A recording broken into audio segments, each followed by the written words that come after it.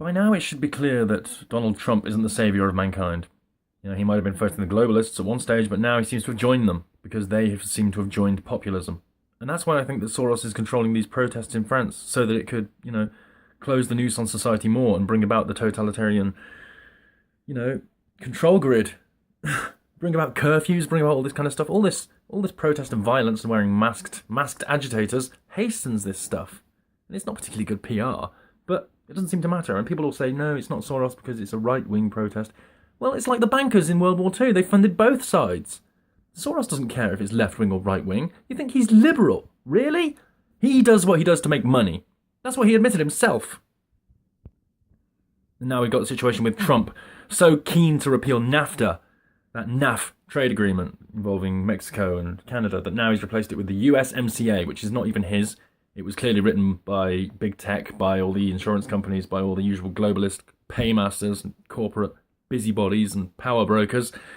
It was written by the same people, and it was basically a coup by big tech to censor the internet.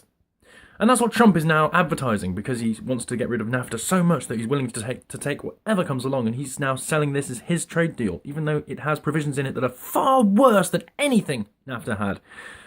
The big tech coup aspect of this trade deal means that it's unacceptable. And you've got Alex Jones talking about how it's better than NAFTA. But there is this problem with the big tech coup censorship aspect. Yeah, I'd say it's time to stop shilling for Donald Trump, Alex Jones. You've already lost your career. You've already lost your platform, etc. Now you may as well stop shilling and fight the actual New World Order, which is what you used to do. Donald Trump so much as tweets about Soros. He gets a million different people calling him anti-Semitic. And he gets media calling him anti-Semitic. And that won't be particularly good PR for Israel, even though Netanyahu and everyone in Israel and pretty much every Jew hates Soros because they know the truth about him. They've seen it from that video. They've heard it from his own mouth. He confiscated Jewish property. He worked with the Nazis. They know that. It doesn't matter what the media says about Soros.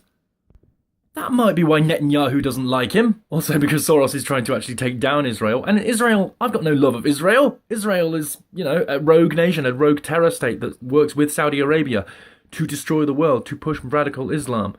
And it's strange saying that, Israel pushing radical Islam when Israel is supposedly Jewish, but it's not. It's Zionist, and they are using radical Islam. It's not about Jews versus Muslims, etc. Saudi Arabia and Israel work together. Otherwise, the white helmets that were in Syria wouldn't have been recalled to Israel. Right?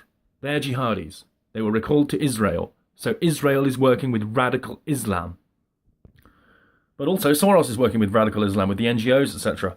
All his groups, all his funding, all the NGOs bringing migrant waves over and all the crime, etc. And all the media. He owns all the media, he owns all the NGOs, he owns all the groups, the agitator groups, he owns the media that says things about it, he owns the magazines that say the agitator groups are wonderful freedom fighters.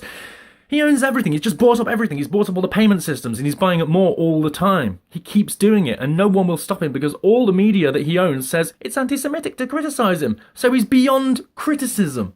He's immune.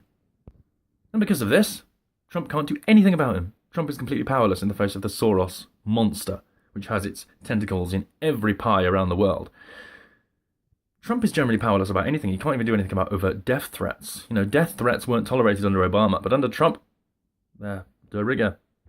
You can send as many violent death fantasies about Trump that you want. You can write stories about scalping him and his entire family or whatever.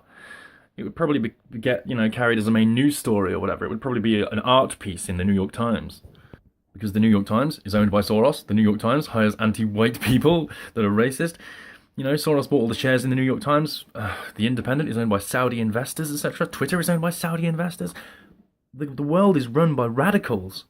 It's owned by radicals. And that's why it's radical.